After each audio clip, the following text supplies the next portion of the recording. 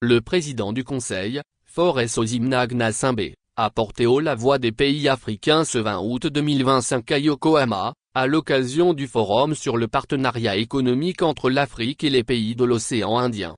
Cet important événement thématique inscrit au programme de la 9e conférence internationale de Tokyo sur le développement de l'Afrique, TICAD 9, s'est tenu autour du thème principal, le développement de l'Afrique grâce à la coopération avec le Japon et l'océan Indien. Outre le président du Conseil, ce forum a connu la participation de plusieurs personnalités de marque dont le Premier ministre japonais Shigeru Ishiba et le président du Mozambique, Daniel Francisco Chapo. Plusieurs investisseurs, opérateurs économiques et représentants d'organisations internationales y ont également pris part pour réfléchir aux moyens d'intensifier les investissements japonais en Afrique, en partenariat avec les pays de l'océan Indien.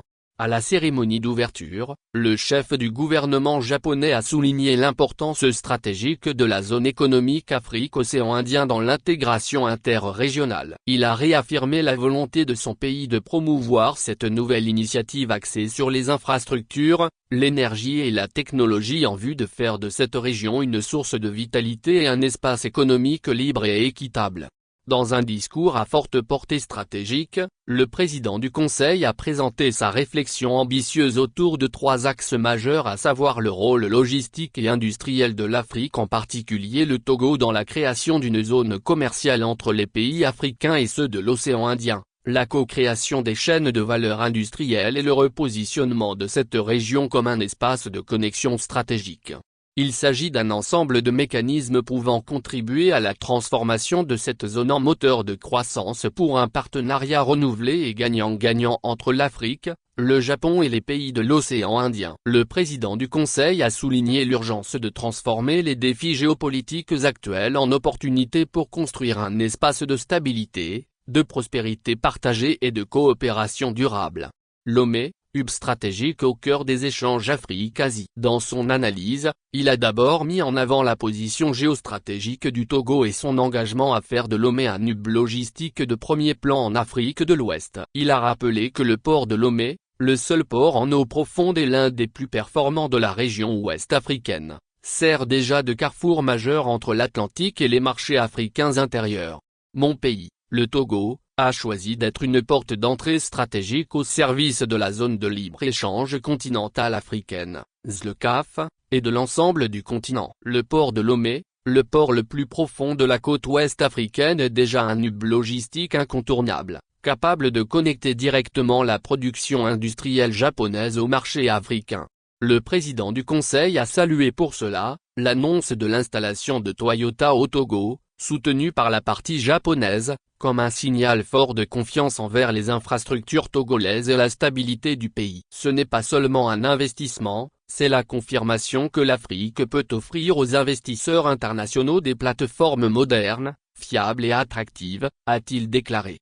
Plaidoyer pour une nouvelle ère industrielle Afrique-Japon. Au-delà des infrastructures, le président Faure Gnassingbé a plaidé pour une co-création de chaînes de valeur industrielle entre l'Afrique et le Japon. Il a insisté sur la nécessité de passer d'un modèle d'échange inégal à une production conjointe, qui valorise les ressources locales et le transfert de technologies, crée de l'emploi et positionne la jeunesse africaine comme acteur central du développement.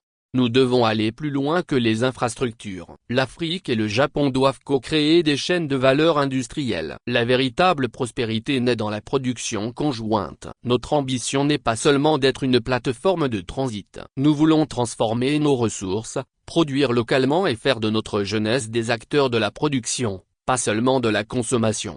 Des secteurs stratégiques comme l'automobile, l'énergie, le numérique et l'agro-industrie ont été identifiés comme moteurs potentiels de cette nouvelle ère de coopération économique. Ils permettront de développer ensemble des écosystèmes productifs, intégrés, connectés par l'océan Indien. Faire de l'océan Indien un espace de convergence stratégique. Dans sa vision géopolitique, le président du Conseil a plaidé pour le repositionnement de la zone des pays de l'océan Indien non pas comme une frontière lointaine, mais comme une extension naturelle des échanges entre l'Afrique et l'Asie. Grâce à sa situation géographique, Le Togo ambitionne de devenir un point d'ancrage de cette nouvelle dynamique économique. L'océan Indien doit être vu comme un espace de connexion stratégique pour nos deux régions. L'océan Indien est une extension naturelle de nos échanges avec l'Asie et le Japon. Le port de Lomé, par sa situation d'entrée sur les grands corridors africains, participe déjà à cette continuité logistique entre l'Atlantique et l'océan Indien. Notre coopération avec le Japon peut transformer cet espace en un vecteur de prospérité partagée. Il a également exprimé le souhait que l'Afrique de l'Ouest devienne l'un des piliers africains d'un espace indo-pacifique équilibré,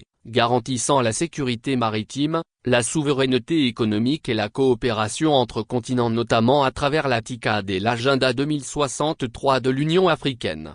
Un développement économique aux dimensions humaines et environnementales. Le président du Conseil a rappelé que cette coopération ne saurait se limiter à des intérêts économiques. Il a insisté à cet effet sur la dimension humaine et environnementale de l'espace indo-océanique. Le développement maritime, a-t-il précisé, doit être respectueux des populations et de l'écosystème marin, à travers la promotion d'une économie bleue et verte, inclusive et durable.